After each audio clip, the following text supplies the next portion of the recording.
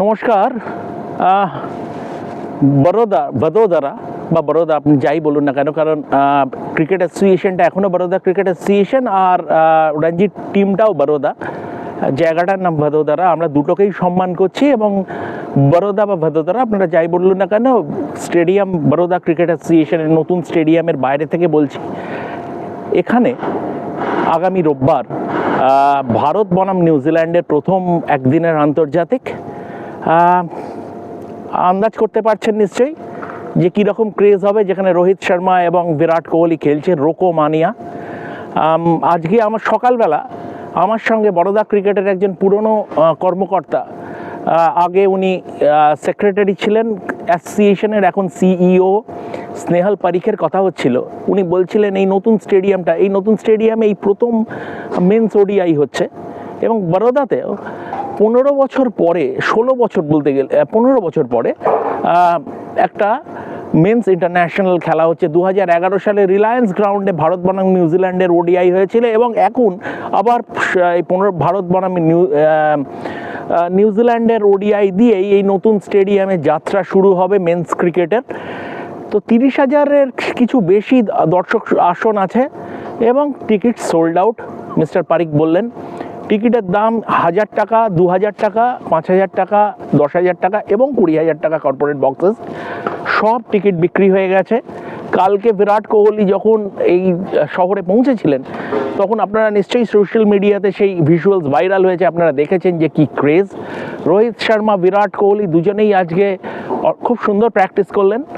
বিরাট কোহলি 2 ঘন্টা আগে, অলমোস্ট টিমের শিডিউল প্র্যাকটিস ছিল 5:30টায়, আজকে প্রায় 2 ঘন্টা আগে তিনি চলে এসেছিলেন। ভেতরে হয়তো জিম করছিলেন বা অন্য কিছু কন্ডিশনিং করছিলেন।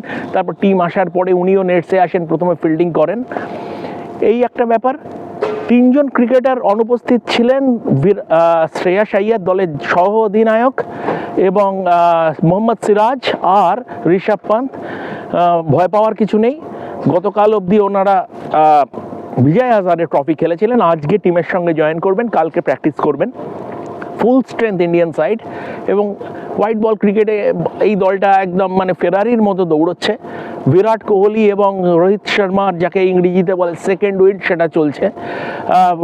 অস্ট্রেলিয়াতে Rohit Sharma man of the series, south আফ্রিকায় দেশের ঘরের মাঠে 3 ম্যাচের সিরিজে Virat Kohli man of the series, পরপর 2টা সেঞ্চুরি।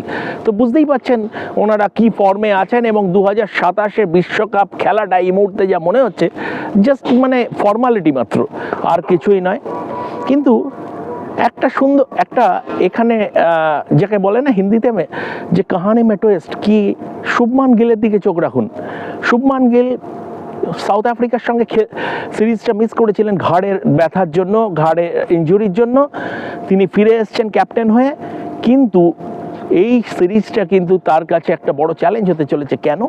এই নয় যে এই সিরিজে মানে নিজের জায়গা ধরে রাখার একটা প্রশ্ন আছে, কোনোভাবেই নয়।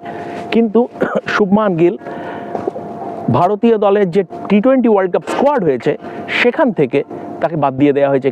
মাত্র 2 সপ্তাহ আগে Shubman Gill T20 world cup টি20I টিমের ভাইস ক্যাপ্টেন, এখন তিনি ওয়ার্ল্ড কাপের দল থেকেই বাদ। নিউজিল্যান্ডের সঙ্গে যে সিরিজটা খেলা হবে টি20 5টা ম্যাচের, তাতেও তিনি নেই। তো একটা 26 বছরের ছেলের পক্ষে সেটাকে মানিয়ে নেওয়া একটা চ্যালেঞ্জ অবশ্যই। কিন্তু এই ড্রেসিং রুমে রোহিত এবং কোহলি থাকাটা শুভমানের কাছে খুব হেল্পফুল হবে। কারণ মনে রাখতে হবে 2011 বিশ্বকাপের আগে 50 ওভারের রোহিতকেও এই অবস্থার মধ্যে দিয়ে যেতে হয়েছিল, ওয়ার্ল্ড কাপের দলে জায়গা হয়নি। কিন্তু রোহিত সেখান থেকে ফিরে এসে ওডিআই ক্রিকেটের একজন সর্বকালের সেরা ব্যাটসম্যান হিসেবে নিজেকে, একজন অন্যতম সেরা ব্যাটসম্যান হিসেবে নিজেকে প্রমাণ করেছে। শুভমানও পারবে, তার মধ্যে খেলা আছে। আর তবে নিউজিল্যান্ডকে উড়িয়ে দেবেন না, নিউজিল্যান্ড অত্যন্ত ভালো দল, ওয়েল রাউন্ডেড দল। উইল ইয়াং আজকে আমাদের সঙ্গে কথা বললেন এখানে।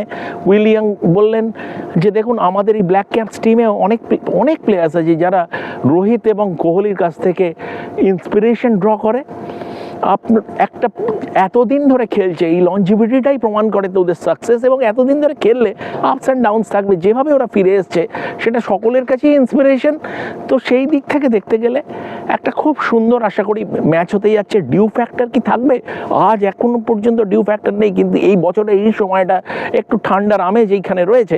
যদিও আপনাদের কলকাতার মতো ঠান্ডা এখানে নেই, কলকাতায় তো শুনলাম 9 ডিগ্রি একদিন হয়ে গিয়েছিল মিনিমাম টেম্পারেচার, তো সেরম ঠান্ডা নেই, কিন্তু একটা ঠান্ডার আমেজ রয়েছে।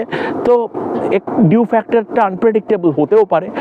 সব মিলিয়ে একটা ভালো ওডিআই সিরিজ হতে যাচ্ছে, এবং চোখ রাখুন শুধু রোহিত শর্মা বা বিরাট কোহলির দিকে নয়, বারবার বলছি শুভমান গিলের দিকেও চোখ রাখুন, কারণ এই সিরিজটা শুভমান গিলের কাছে চ্যালেঞ্জ।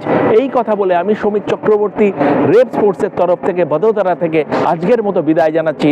রেপ স্পোর্টসের দিকে চোখ রাখুন, রেপ স্পোর্টসে চোখ রাখুন সমস্ত আপডেটস পেতে হলে। ধন্যবাদ।